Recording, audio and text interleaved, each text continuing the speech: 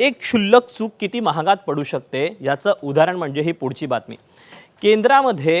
केंद्र सरकारच्या केलेल्या चुकांमुळे 27 ओबीसी जातींचं आरक्षण हे गेल्या कित्येक वर्षांपासून तसंच रखडलेलं आहे आणि याचा फटका अनेकांना बसताना देखील पाहायला मिळतोय। हे क्षुल्लक आणि नगण्य स्वरूपाचे प्रश्न केंद्राकडे अनेक वर्ष पडून आहेत, त्यामुळे 27 जातीतले 2 कोटी नागरिक केंद्राच्या नोकरीविषयक पदोन्नती शिक्षण आरक्षणापासून वर्षानुवर्ष वंचित आहेत। धक्कादायक गोष्ट म्हणजे या 27 जातींना केंद्राच्या ओबीसींच्या यादीत स्थान देण्यात यावं, त्यांचे वेलांटी, उकार, कानामात्रा, स्पेलिंग, टिंब अशा क्षुल्लक स्वरूपाच्या चुका दुरुस्त करून ओबीसींचं आरक्षण सुरळीत करावं अशी शिफारस केंद्रीय ओबीसी आयोगानं महाराष्ट्र सरकारनं केंद्रीय गृह विभागानं केली आहे। तरीही केंद्रीय सामाजिक न्याय विभागाकडून चुकांची दुरुस्ती केली जात नाही। परिणामी या 27 जातींच्या 2 कोटी नागरिकांचे अनेक वर्ष नुकसान होतोय। केंद्रीय नोकरशाहीच्या आडमुठ्या धोरणामुळे या 27 जातीतील नागरिक त्रस्त आहेत। त्यामुळे काहींनी तर हिंदू धर्म सोडण्याबद्दलची इच्छाही व्यक्त केली।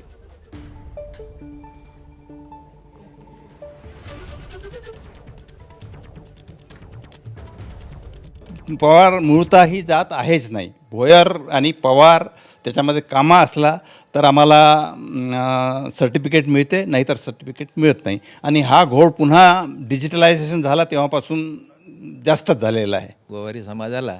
आणि त्यात महाराष्ट्रामध्ये जे स्पेलिंग आपण लिहितो ते डब्ल्यू लिहितो आणि केंद्रामध्ये ते व्ही लिहिलं गेलं, त्यामुळे डब्ल्यू आणि व्हीमध्ये इतक्या अडचणी निर्माण होतात की सर्टिफिकेट काढल्यानंतर ते सर्टिफिकेट रद्द केलं जातं। अस्तित्वात नसलेली जात महाराष्ट्र सरकारनं आणि MP गव्हर्नमेंटनं निर्माण केली आणि गोवारींना अंधाराच्या खाईत ढकललेलं आहे। दरम्यान एकीकडे नागरिकांनी अशी प्रतिक्रिया दिलेली आहे, तर दुसरीकडे केंद्रीय सामाजिक न्याय राज्यमंत्री रामदास आठवले आणि राज्याचे मंत्री संजय शिरसाट यांनी काय म्हटले, त्यांच्या काय प्रतिक्रिया त्या आपण प्रतिक्रिया पाहूया। माझ्यासोबत बोलण्यासाठी केंद्रीय नेते रामदास आठवले साहेब आहेत। आठवले साहेब, काही क्षुल्लक चुकांमुळे केंद्रीय ओबीसी यादीतील अनेक जवळपास 27 अशी जाती आहेत ज्या आरक्षणापासून वंचित आहेत, काय नेमकं पावलं उचलायला हवीत?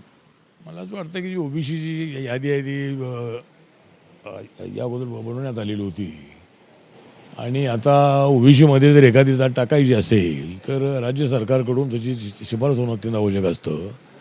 जर आपल्या राज्यामध्ये अशा काही जाती राहिल्या असतील तर राज्य सरकारने आमच्या मंत्रालयाकडे तो प्रस्ताव पाठवला पाहिजे आणि मग त्यानंतर मग आमची जी कमिटी आहे ती कमिटी त्याचा अभ्यास करते आणि त्यानंतर जर त्या जातींचा त्यामध्ये अंतर्भाव होणं अत्यंत आवश्यक आहे असं आमच्या मंत्र्याला वाटलं तर आम्ही त्यामध्ये ॲड करतो आणि त्यासाठी मग मंत्रिमंडळामध्ये तो विषय पास होतो, त्याचं बिल बनतं आणि लोकसभेमध्ये राज्यसभेमध्ये जी चर्चा होते आणि त्याला मान्यता मिळते। तर आता मी राज्य सरकारशी संपर्क साधतो आणि त्या कोणत्या जाती राहिलेल्या आहेत त्या जातींची यादी जी आहे ती यादीवर पाठवली तर नक्की त्याचा विचार करू आम्ही त्याचा। सर, आमच्याशी बातचीत केल्याबद्दल व्हिडिओ जर्नलिस्ट रोहित कांबळेसह मी सूरज सावंत, ABP माझा, मुंबई।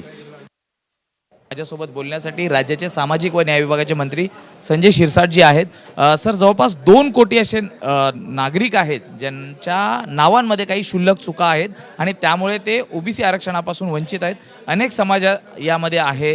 ह्या तरुणांनी नेमकं आता कोणाकडे पाहावं, कारण सरकारने ते त्या संदर्भात केंद्रीय आयोगाला जर कळवलं तर कुठेतरी यामध्ये हालचाली होऊ शकतात असं सांगितलं जात आहे। मुळामध्ये केंद्रीय आयोगाने जर एखादी स्पेलिंग मिस्टेक असेल, अनुसार चुकला म्हणून रिजेक्ट करायचं काहीच कारण नाही आहे।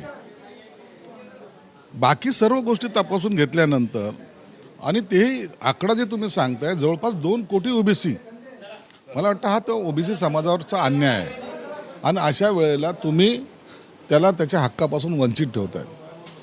याची संपूर्ण यादी दिली पाहिजे, समोरच्याला ती संधी दिली पाहिजे।